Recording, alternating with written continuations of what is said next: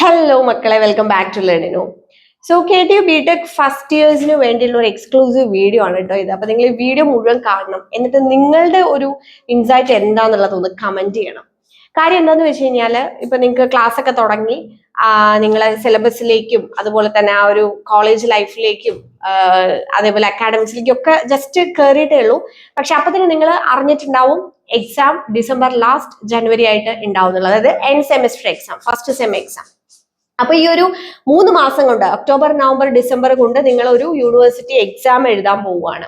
അപ്പൊ ഇതുമായിട്ട് ബന്ധപ്പെട്ടിട്ട് നമ്മൾ കുറേ അധികം ഡിസ്കഷൻസും വീഡിയോസും കാര്യങ്ങളും ഒക്കെ ഉണ്ട്.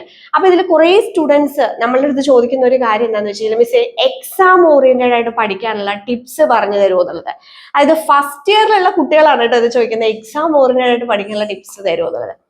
അപ്പം എനിക്ക് പറയാനുള്ള ഒരു കാര്യം എന്താ വെച്ചാൽ, ഞാൻ മുന്നത്തെ ഒരു വീഡിയോയിൽ പറഞ്ഞിട്ടുണ്ടായിരുന്നു, കൃത്യമായി സിസ്റ്റമാറ്റിക് ആയിട്ട് പഠിച്ചു കഴിഞ്ഞാൽ നിങ്ങൾക്ക് ഈ 3 മാസം കൊണ്ട് ഇതിന് പ്രിപ്പയർ ചെയ്യാനായിട്ട് സാധിക്കും.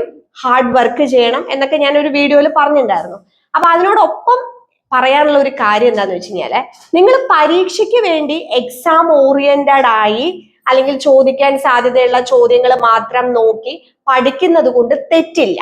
പക്ഷേ പരീക്ഷയ്ക്ക് വേണ്ടി മാത്രമാവരുത് നിങ്ങളുടെ എഞ്ചിനീയറിംഗ് പഠനം.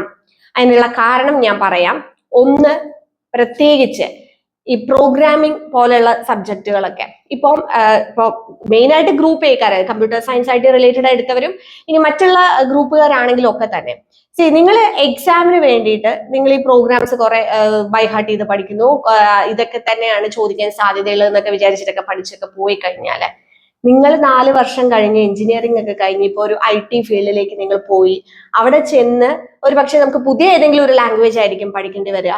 അപ്പൊ പ്രോഗ്രാമിങ്ങിന്റെ ബേസിക്സ് ഒന്നും അറിയാതെ, അല്ലെങ്കിൽ എങ്ങനെ ഒരു പ്രോഗ്രാം എഴുതണം എന്നറിയാതെ, പുതിയൊരു പ്രോഗ്രാം തന്നാൽ അത് എങ്ങനെ അപ്രോച്ച് ചെയ്യണം എന്നറിയാതെ ആണ് നിങ്ങൾ ഈ ഒരു 4 വർഷം കംപ്ലീറ്റ് ചെയ്യുന്നത്. എക്സാം ഓറിയന്റഡ് ആയിട്ട് മാത്രം നിങ്ങൾ പഠിച്ചു കഴിഞ്ഞാൽ അവിടെയായിരിക്കും നിങ്ങൾക്ക് ബുദ്ധിമുട്ട് വരുന്നത്. ഓക്കെ, ഞാനൊരു ഉദാഹരണം എന്നുള്ള നിലയ്ക്ക് ഞാനത് പറഞ്ഞു എന്നേ ഉള്ളൂ. അപ്പൊ അതുകൊണ്ട് നിങ്ങൾ ഈ എക്സാം ഓറിയന്റഡ് ആയിട്ട് പരീക്ഷയ്ക്ക് മാർക്ക് കിട്ടാൻ വേണ്ടി നിങ്ങൾക്ക് അങ്ങനെ പഠിക്കാം. അതിനപ്പുറം കാര്യങ്ങൾ മനസ്സിലാക്കി തന്നെ, അത് പ്രത്യേകിച്ച് ഞാൻ ഫസ്റ്റ് ഇയേഴ്സിനോടാ പറയുന്നത്, നിങ്ങൾ ഇപ്പൊ തന്നെ ആ രീതി ശീലിക്കുന്നതാണ് നല്ലത്. ഇനി രണ്ടാമത്തെ കാര്യം എനിക്ക് എടുത്തു പറയാനുള്ളത് മാത്സിനെ കുറിച്ചാണ്. മാത്സ് എന്ന് പറയുന്നത് കുറേ പേർക്ക് ഈ പറഞ്ഞ പോലെ സപ്ലി ഒക്കെ വരുന്ന ഒരു സബ്ജക്റ്റ് ആണ്. അവിടെയും ഈ പറഞ്ഞതുപോലെ നമ്മൾ എക്സാം ഓറിയന്റഡ് ആയിട്ട് അത് ജസ്റ്റ് ഒരു പാസ് മാർക്കിന് വേണ്ടിയൊക്കെ നമ്മൾ പഠിച്ചു പോവുക മാത്രം ചെയ്ത് കഴിഞ്ഞാൽ, ഇതെനിക്ക് പ്രത്യേകിച്ച് എടുത്ത് പറയാനുള്ളത് ഗ്രൂപ്പ് ബി, ഗ്രൂപ്പ് സി, അല്ലെങ്കിൽ ഇപ്പോൾ ഇലക്ട്രിക്കൽ സയൻസ് ഒക്കെ എടുത്തവർക്ക്, കാരണം നിങ്ങൾക്ക് ഈ മാത്സ് എന്ന് പറയുന്ന, ഒന്നാമത് എഞ്ചിനീയറിംഗ് മാത്സ് എന്ന് പറയുന്നത് എഞ്ചിനീയറിംഗിന്റെ ബാക്ക് ബോൺ ആണ്.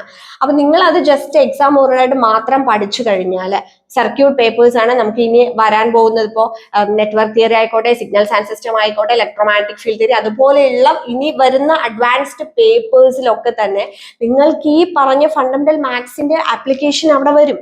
അപ്പൊ നിങ്ങൾ ഇവിടെ ജസ്റ്റ് ഇങ്ങനെ കാര്യങ്ങളൊന്നും മനസ്സിലാക്കാതെ വെറുതെ എക്സാമിന് വേണ്ടി മാത്രം പഠിച്ചു പോയി കഴിഞ്ഞാൽ വരുന്ന സെമസ്റ്ററുകളിൽ നിങ്ങൾക്ക് അത് ബുദ്ധിമുട്ടായിട്ട് വരും. ഓക്കെ, അപ്പൊ ഇത് എന്തിനാണ് പറഞ്ഞതെന്ന് വെച്ച് കഴിഞ്ഞാൽ, കുറെ പേര് ഈ പറഞ്ഞതുപോലെ നോട്ട്സ് മാത്രം അവൈലബിൾ ആവുമോ എന്ന് ചോദിച്ച്, അല്ലെങ്കിൽ ഇമ്പോർട്ടന്റ് പോയിന്റ്സ് മാത്രം പഠിച്ച്, എക്സാം ഓറിയന്റഡ് ആയിട്ട് മാത്രം പഠിച്ച് പരീക്ഷയ്ക്ക് പാസ്സാവാൻ വേണ്ടി, അതായത് ആ ജസ്റ്റ് ആ ഒരു ഇതൊന്ന് കയറാൻ വേണ്ടി മാത്രം പഠിക്കുക എന്നുള്ളൊരു രീതി നിങ്ങൾ ദയവ് ചെയ്ത് ഫസ്റ്റ് ഇയറിൽ തന്നെ നിങ്ങൾ അങ്ങനെയൊന്നും ചെയ്യരുത്. ഫസ്റ്റ് ഇയറിൽ നിങ്ങൾ അത്യാവശ്യം നല്ലപോലെ എഫേർട്ട് ഇടുക, നിങ്ങൾ കാര്യങ്ങൾ എന്താണെന്ന് മനസ്സിലാക്കി പഠിക്കുക. പരീക്ഷാ സമയത്ത് നമുക്ക് ഒരു എക്സാം ഓറിയന്റഡ് ആയിട്ട് നമ്മൾ ഒരു എക്സാം പാസ്സാവാൻ വേണ്ടി ആ ഒരു ടൈമിൽ നമ്മൾ അങ്ങനെയൊക്കെ ചെയ്യുമെന്നുണ്ടെങ്കിലും നിങ്ങളെ ക്ലാസ്സിൽ കൃത്യമായി ശ്രദ്ധിക്കുക. നിങ്ങൾക്ക് എത്രത്തോളം പ്രാക്ടിക്കൽ എക്സ്പോഷർ കിട്ടുമോ, ലാബ് കാര്യങ്ങളൊക്കെ നന്നായിട്ട് മനസ്സിലാക്കുക. നിങ്ങൾ എന്താണ് പഠിക്കുന്നത് എന്നുള്ളത് മനസ്സിലാക്കി തന്നെ പഠിച്ചു പോവുക.